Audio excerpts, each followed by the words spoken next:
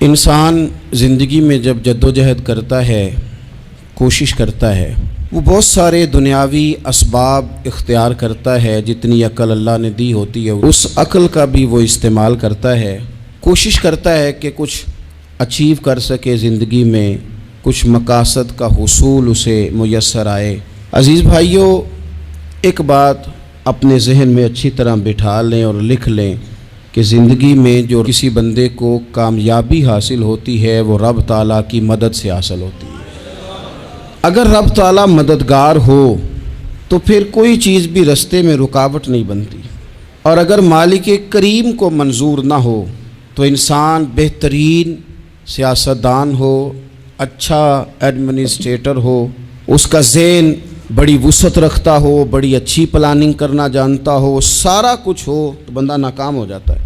مسلمانوں کو جتنی کامیابیاں ملیں ان کا پس منظر صرف اتنا تھا کہ اللہ تبارک و تعالیٰ نے اپنے بندوں کی مدد فرمائی، اور اب تعالیٰ نے قرآن مجید میں اس حقیقت کا بیان کیا، فرمایا بل اللہ مولاکم، فرمایا بلکہ اللہ تمہارا مولا ہے، وَهُوَ خَيْرُ النَّاصِرِينَ، اور وہ بہترین مددگار ہے۔ وہ جو رب تمہارا مولا ہے وہ بہترین مددگار ہے، اور اگر وہ مدد کرے تمہاری، سورہ آل عمران میں آگے جا کے ارشاد فرمایا اگر اللہ مدد کرے تو پھر تم پر کوئی غالب نہیں آ سکتا، اور اگر وہ تمہاری مدد چھوڑ دے تو پھر کوئی تمہاری مدد کر سکتا، کوئی مدد نہیں کر سکتا۔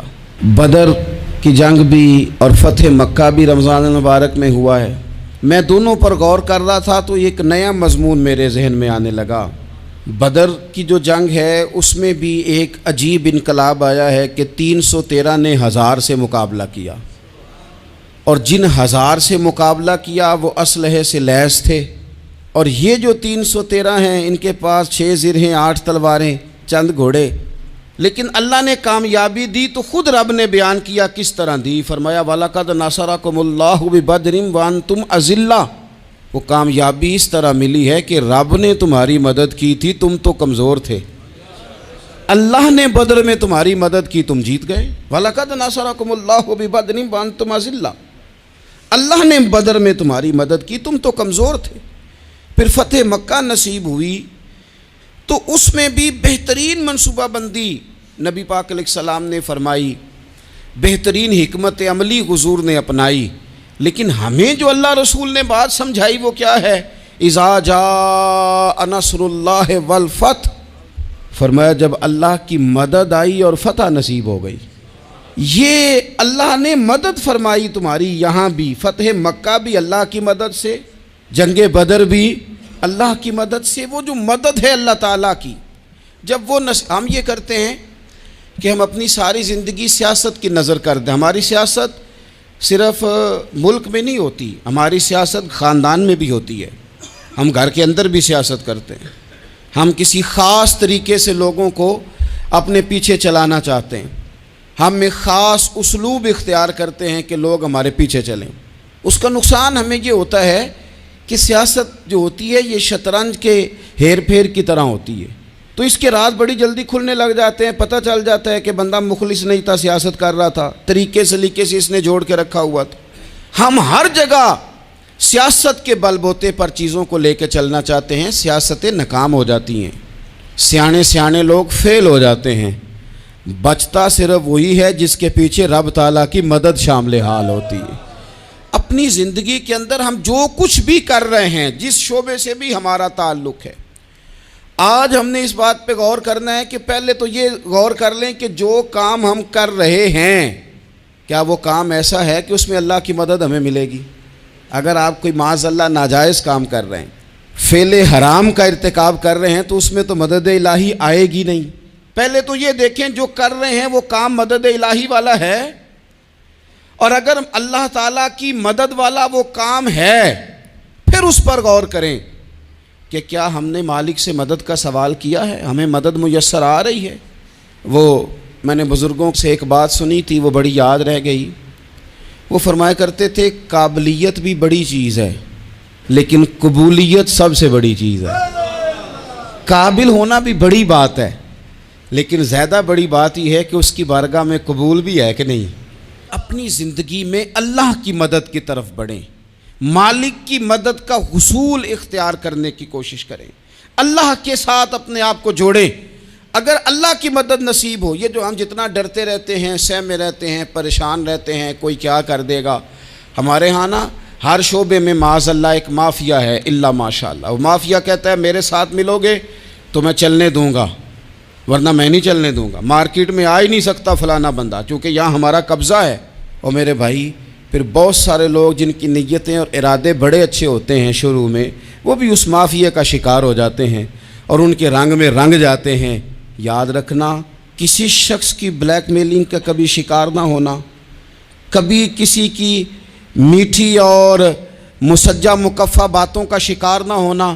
کوئی کیا کر سکتا ہے اگر اللہ مددگار ہو تو؟ جس کو رب کریم اٹھانا چاہے اسے کوئی گرا سکتا ہے؟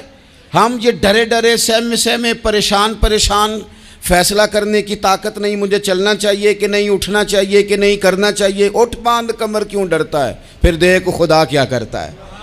حضرت عبداللہ ابن عباس فرماتے ہیں میرے نبی پاک علیہ السلام نے میری تربیت فرمائی، حضور نے میری تربیت فرمائی، اور محبوب پاک علیہ السلام نے فرمایا عبداللہ یاد رکھنا، یہ نوجوان دوست میری بات لکھ لیں، پریشان لوگ میری بات لکھ لیں، جن کے پاس قوت فیصلہ نہیں وہ اس بات کو لکھ لیں۔ حضرت عبداللہ ابن عباس فرماتے ہیں میرے نبی پاک علیہ السلام نے مجھ سے فرمایا تھا عبداللہ سن، اگر ساری دنیا مل کے تیرا کوئی نفع کرنا چاہے کر نہیں سکتی جب تک میرے رب کی رضا نہ ہو، اور فرمایا ساری دنیا مل کے تیرا کچھ بگاڑنا چاہے تو عبداللہ بگاڑ نہیں سکتی جب تک رب کریم کی حکمت کا تقاضا نہ ہو۔ لوگوں سے ڈرنا، لوگوں کی طرف دیکھنا، ماحول دیکھ کے اپنے راہ کا تعین کرنا، ہر بندے کے خیالات کے مطابق ڈھلنے کی کوشش کرنا، فلانا نہ ناراض ہو جائے، فلانا نہ ناراض ہو جائے، وہ جس نے ہونا ہو جائے، بس رب رسول ناراض نہ ہو۔ اپنی زندگی میں اپنے مالک کو مولا جان کے، بل اللہ مولاکم، اللہ تمہارا مولا ہے، وَهُوَ خَيْرُ النَّاصِرِينَ، وہ بہترین مددگار ہے۔ توجہ جب بھی کریں رب کی جانب کریں، اپنے دل کا قبلہ درست رکھیں، سوچوں کے زاویے سیدھے رکھیں۔ میرے بھائی مالک جب بندوبست کر دے نا، جب مالک بندوبست کر دے پھر ایسا بندوبست کرتا ہے کہ لوگوں کے پاس نا چارہ نہیں رہتا۔ حضرت مریم رضی اللہ تعالی عنہا پاک باز تھیں، مسجد میں رہی تھیں، پر مالک کی حکمت کے تقاضے بڑے عجیب ہیں نا۔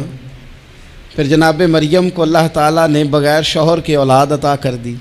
یہ بات ہی ایسی تھی، وہ کسی نے کہا تھا کہ مخلوق تو فنکار ہے اس درجہ کے پل بھر میں سنگے در کعبہ سے بھی اصنام تراشے، تم کون ہو کیا چیز ہے داغ کبابی، لوگوں نے تو مریم پہ بھی الزام تراشے۔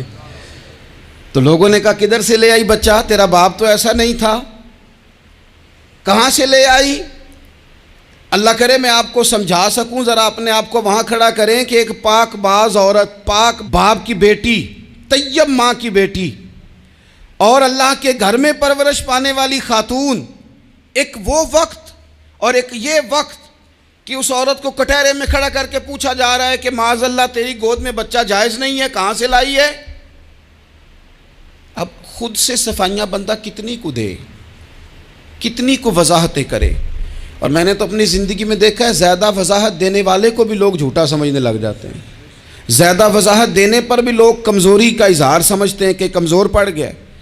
آپ صلح کی کوشش کرتے ہیں، سامنے والا بزدل سمجھ لیتا ہے، زیادہ وضاحتیں بھی کمزور کر دیتی ہیں۔ اب حضرت مریم کو کٹہرے میں کھڑا کر کے کہا بچہ کس کا ہے؟ تو پھر خدا بندوبست جب کرے، اللہ جب مددگار ہو، تو پھر حضرت مریم کی گواہی درختوں سے نہیں دلوائی، اس نے پتوں سے نہیں دلوائی، پھر فرشتے نہیں بھیجے۔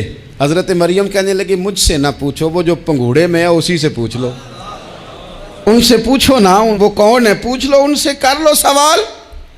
انہوں نے کہا پنگوڑے میں چند دنوں کا بچہ یہ جواب دے گا؟ مددگار تھا رب، ان کی برات کا اعلان کرنا تھا مالک نے، اور جب مالک اعلان کر دے، جب مالک تیری صفائی دینا چاہے، جب مالک تجھے دنیا کے سامنے نکھارنا چاہے، تو पंगूड़े में लेटे हजरत ईसा बोल के कहने लगे इन्नी अब्दुल्लाह आतानी अल किताबा, फरमाया मैं अल्लाह का बंदा हूँ, रब ने मुझे किताब अता करके नबी बना के दुनिया में भेजा है। मैं अल्लाह का बंदा हूँ, किताब लेके आया हूँ, नबी बन के आया हूँ। फिर पंगूड़े से ऐलान हो गया, फिर बच्चा बोल पड़ा। और ये एक दफ़ा नहीं बात हुई, ये बनी इसराइल में एक जुरैज नाम के शख्स भी थे जो नमाज पढ़ रहे थे। बाज़ ने लिखा है नफल नमाज थी, अम्मा ने पुकारा तो आए नहीं, तो माँ के मुंह से निकल गया तू इतनी देर तक मरेगा नहीं जब तक किसी बेहया औरत का मुंह ना देख ले। तो वो इबादत गुजार थे, लेकिन लोगों ने उनकी इबादत रियाजत परहेजगारी को नहीं देखा, बस एक औरत को भेज के इल्ज़ाम लगवा दिया। वो औरत आया जाया करती थी, अब आ जाती हैं औरतें, मसला पूछने की नीयत से भी आ जाती हैं। माहौल में कुछ जगह ऐसी भी हैं जहाँ औरतें दम कराने के बहाने आ जाती हैं। वो खातून आती जाती थी उस खानकाह पे, आस्ताने पे, ये बुखारी में मौजूद है, पर उसने कहा मेरी गोद में जो बच्चा है ये इन्हीं का है। मुझे बताएं कैसे बंदा वजाहत दे। हालात ख़राब हो गए, लोग कुटिया जलाने लगे, माहौल और तरह का बन गया। मेरे नबी पाक अलैहिस्सलाम फरमाते हैं फिर उस रब के बंदे ने कहा मालिक तू करीम है, तेरी मशीयत का तकाजा आया जो मेरी माँ ने जुमले बोले थे, पर अब मैं वजाहत देने के काबिल नहीं रहा, अब तू ही करम करेगा तो दरवाज़ा खुलेगा। तो वो चंद दिनों का बच्चा पंगूड़े में बोल के कहने लगा मैं इस दरवेश का नहीं, मैं तो फलाने चरवाहे का बच्चा हूँ, वो जो बकरियाँ चराता है। रब की मदद को पुकारें, अपने साथ अपने मालिक की मदद को शामिल करें, थोड़े रिस्क पर भी गुजारा अच्छा होने लग जाएगा। सारे लोग आपको गिराने की तदबीरें कर रहे होंगे और मालिक आपको इज्जतें अता फरमा देगा, उसकी बारगाह से हिकमत का तकाजा और हो जाएगा। हमने सारी ज़िंदगी लोगों को राज़ी करने में गुजार दी, सारी ज़िंदगी बुढ़ापा आ गया बच्चों को पालते, और बच्चों ने आखिरी उम्र में कह दिया अब्बा अगर कोई ढब का काम कर लेते तो आज हमारे दिन भी फिर न जाते। सारी ज़िंदगी गुजार दी बहन भाइयों को राज़ी करने में, सारी ज़िंदगी गुजार दी जिम्मेदारियां उठाने में।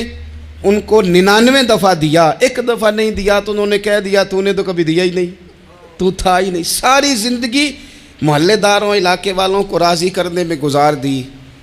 और मैंने ऐसे लोग भी देखे दीन के लिए वक्त गुजारा, लेकिन जब बुढ़ापे में दांत काम ना करते थे तो वक्त के मुफ्तियों को भी मस्जिदों की कमेटियों ने कह दिया अब आपकी समझ नहीं आती, हमने ख़तीब को यौर रखना है, न देखो दुनिया की तरफ, दुनिया रुला देती है, न राज़ी करो बंदों को, बंदे थका देते हैं, न पीछे भागो हर वक्त दुनियादारों के, ये इंसान को कमज़ोर कर देते हैं।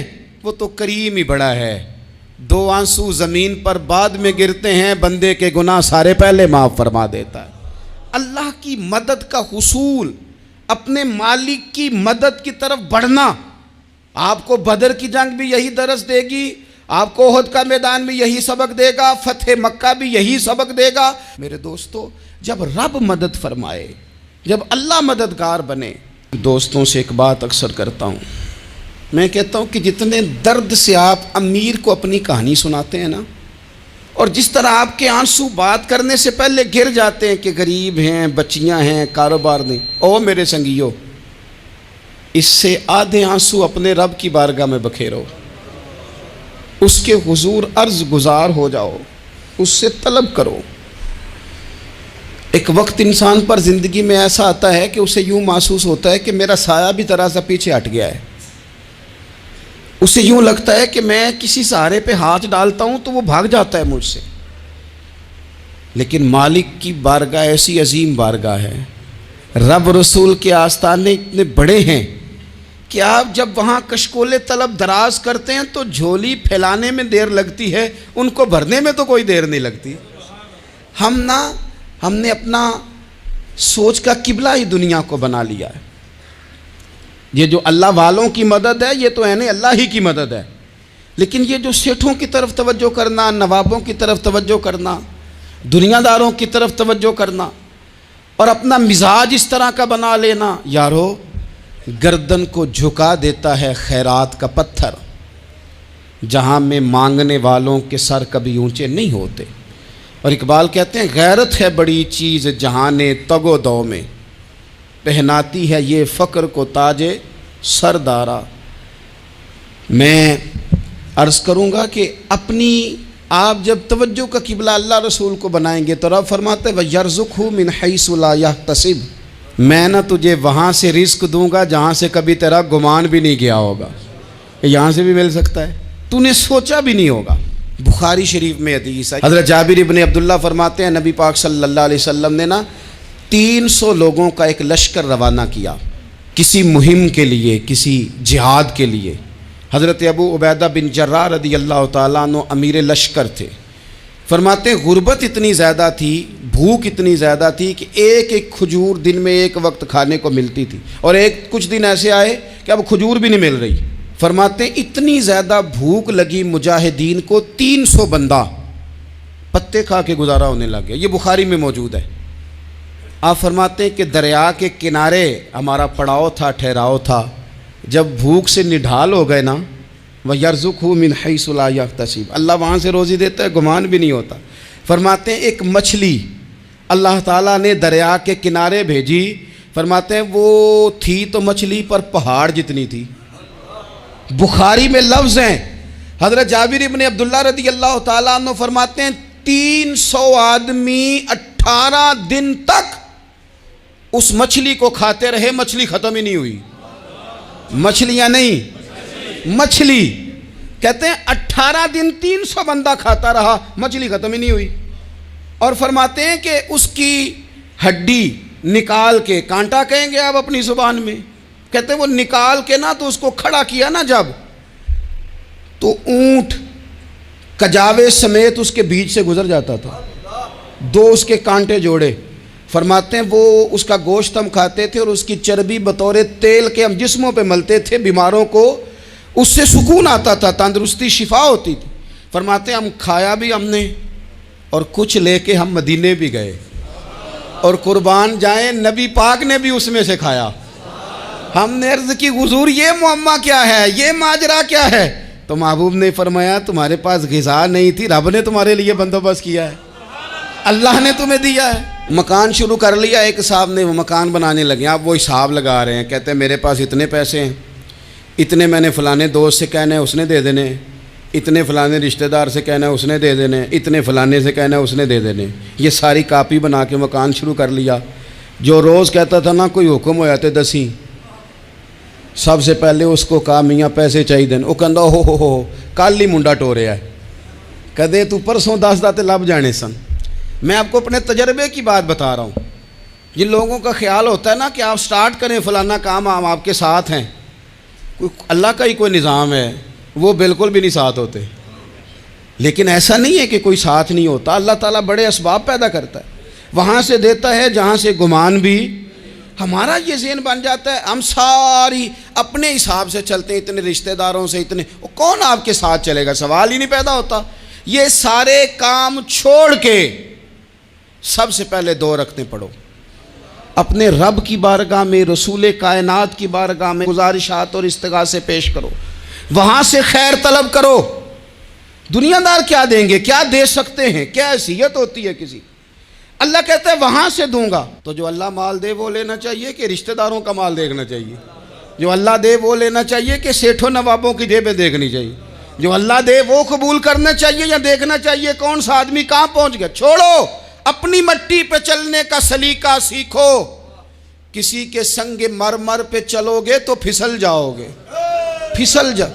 اس پر ایک اور بات عرض کر دوں، صحیح بخاری سے، مسلم سے ایک اور بات۔ کچھ چیزیں ایسی ہیں جن سے اللہ کی مدد آتی ہے، مدد ملتی ہے۔ ایک چیز ان میں سے ایسی ہے جس سے بہت مدد نازل ہوتی ہے، وہ ہے کہ جب رب آپ کو دے نا تو پھر آپ بھی اس کے رستے میں دیں، پھر مدد آتی ہے، پھر اور آتا ہے۔ بخاری مسلم میں حدیث ہے، یہ زیادہ ہی توجہ طلب امر ہے، اس پر آپ غور کریں گے۔ حضرت ابو ہریرہ فرماتے ہیں کہ نبی پاک علیہ السلام نے فرمایا ایک شخص نے بادلوں کے اندر سے آواز سنی کہ فلاں آدمی کا کھیت اور باغ خشک ہو گیا ہے، وہاں برسو اور اس کے کھیت کو سیراب کرو۔ وہ بڑا حیران ہوا کہ بادل سے آواز آ رہی۔ پھر اس نے دیکھا کہ ایک پہاڑی پر بارش ہوئی، وہ بادل وہاں برسا، پھر نالیوں سے ہوتا ہوا پانی ایک طرف چلا تو جس نے آواز سنی تھی حضور بیان کر رہے ہیں، وہ بھی پیچھے پیچھے چلا کہ پانی کدھر جا رہا ہے۔ اس نے جا کے دیکھا کہ ایک مقام پہ ایک باغ کو وہ پانی لگ رہا ہے اور ایک آدمی وہ پانی لگا رہا ہے۔ اس نے اس سے پوچھا تیرا نام کیا ہے؟ اس نے کہا کیوں؟ کہنے لگا بتا نا۔ اس نے نام بتایا تو کہنے لگا یہی تو وہ نام ہے جو میں نے بادلوں کے اندر سے سنا ہے کہ فلاں کے کھیت کو پانی دے دو۔ اس نے کہا یار تو کیا عمل کرتا ہے کہ اسپیشل تیرے لیے بارش برسے؟ یہ بخاری پڑھ رہا ہوں، سیاستہ سے حدیث عرض کر رہا ہوں۔ اس سے پوچھا تو کیا کام کرتا ہے کہ جناب اللہ تبارک و تعالیٰ کا حکم کرم آیا کہ خاص تیرے لیے پانی برسے اور تیرے کھیت کو سیراب کرے؟ تو اس نے کہا چھوٹا ذمہ دار ہوں، پر جب فصل اگتی ہے تو 3 حصے کرتا ہوں، ایک حصہ اپنے بال بچوں پہ بہن بھائیوں پہ خرچ کرتا ہوں، ایک حصہ پورا، اور ایک حصہ دوبارہ کاشتکاری پہ لگاتا ہوں، اور تیسرا حصہ خالص میں نے مسکینوں، یتیموں اور غریبوں کے لیے رکھا ہوا ہے۔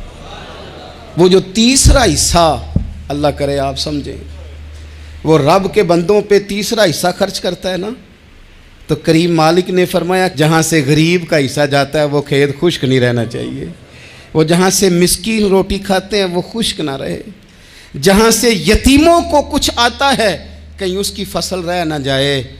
میں اور آپ بھی اگر اپنے مال میں مسکینوں، یتیموں، غریبوں کے حصے رکھ لیں گے تو فصلیں خشک نہیں رہیں گی، ان کے اندر تازگی آئے گی، نور آئے گا، کرم آئے گا، خاص کر خدا کی رحمت برسے گی۔ مدد اللہ سے چاہیں، اپنی توجہات کا مرکز رب رسول کی ذات کو بنائیں، پھر آپ محسوس کریں گے کہ بڑی جلدی اللہ تعالیٰ کی مدد آنے لگی ہے۔ کبھی آپ صرف کہہ دیں نا میرا رب میرے ساتھ ہے، اس لفظ میں اتنی طاقت ہے کہ دشمن ویسے زیر ہو جاتا ہے۔ زندگی میں کسی سے بھی لڑائی ہو تو اچھی طرح سوچ لیں کہ اللہ اس طرف ہے یا اس طرف ہے۔ اگر آپ زیادتی پہ ہیں تو پھر رب مظلوم کی جانب ہے۔ اگر اللہ کی مدد آپ کے ساتھ ہے تو دنیا کی کوئی طاقت آپ کو گرا نہیں سکتی، اور اگر آپ مظلوم کے مقابلے میں ظالم بن کے آپ کھڑے ہو گئے ہیں اور آپ نے رویہ وہ اختیار کیا ہے کہ جس میں مدد نہیں آئے گی، تو پھر یاد رکھ لیں کہ آپ کوئی بھی ہیں، کہاں بھی ہیں، آپ کمزور ہیں۔ طاقتور تھے ابتدائے اسلام میں، ظاہری طاقت تھی کفار مکہ کے پاس، وہ ڈنڈوں سے مارتے تھے غریبوں کو، ان کے ہاتھوں میں ڈنڈے تھے، پر خدائی طاقت ان مظلوموں کے ساتھ تھی۔ صاحب زرقانی نے لکھا ہے حضرت زنیرہ رضی اللہ تعالیٰ عنہ ایک لونڈی ہیں، غریب ہیں، ماڑے دا کی کام محمد نس جانا یا رونا، غریب سادی بی بی اور لونڈی کنیزہ، ایک مشرک کی کنیزہ تھی، انہوں نے کلمہ پڑھ لیا، وہ ڈنڈوں سے مارتا، دروں سے مارتا، تکلیف دیتا۔ حضرت زنیرہ رضی اللہ تعالیٰ عنہ کو اتنا مارا، اتنا مارا۔ اب آپ ایک اور پہلو پر بھی غور کریں، مار بھی پڑ رہی ہے پر خدا ادھر ہی ہے، اللہ کی مدد ادھر ہی ہے۔ رب کہتا ہے کہ پہلے تو صبر کرنا، ان اللہ مع الصابرین، تو صبر کرے گا تو پھر رب کی معیت ملے گی، ذرا ٹھہرنا، تو تھوڑا ڈٹنا۔ ان الذین قالوا ربنا اللہ ثم استقاموا تتنزل علیہم الملائکہ، تو کہے اللہ میرا رب ہے، پھر تو پہلے ڈٹ، پہلے تو نے ڈٹنا ہے۔ ثم استقاموا، جو ڈٹ گیا، تتنزل علیہم الملائکہ، ڈٹنے والے کے لیے مدد آتی، پہلے تھوڑا ٹھہرنا پڑتا ہے، پہلے تھوڑا صبر کرنا پڑتا ہے، حوصلہ کرنا پڑتا، اس کے بعد مدد آتی۔ مار پڑ رہی ہے، مارا جا رہا ہے حضرت زنیرہ کو، ان کا مالک جو ہے ظاہری آقا وہ مار رہا ہے، یہ کنیزہ ہے، اتنا مارا اتنا مارا، ان کی بینائی چلی گئی، نظر آنا بند ہو گیا۔ ابو جہل آیا اور کہنے لگا زنیرہ دیکھا نا ہمارے بت تیری آنکھیں لے گئے، معاذ اللہ، لات و منات ہمارے بتوں نے تجھے اندھا کر دیا۔ اب ایسا نہیں ہے کہ بی بی روتی جا رہی ہے، روتی جا رہی ہے، مایوسی مایوسی، معاذ اللہ، پریشانی، غریبی بڑی ہے، پوچھنے والا کوئی نہیں، یہ باتیں نہیں۔ کیا جملے ہیں خاتون کے، کیا لفظ ہیں۔ ابو جہل نے تنزیہ کہا، معاذ اللہ، کہنے لگا دیکھا نا ہمارے بتوں نے تجھے اندھا کر دیا۔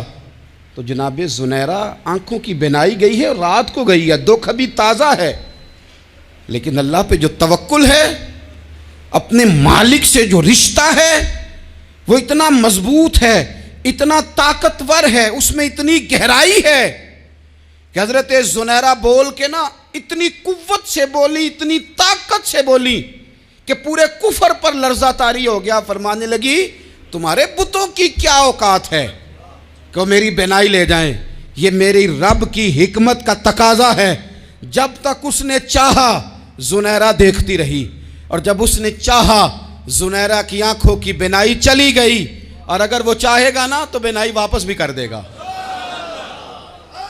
اگر ہو ذوق یقین پیدا تو کٹ جاتی ہیں زنجیریں، اگر وہ چاہے گا تو بینائی آ بھی جائے گی۔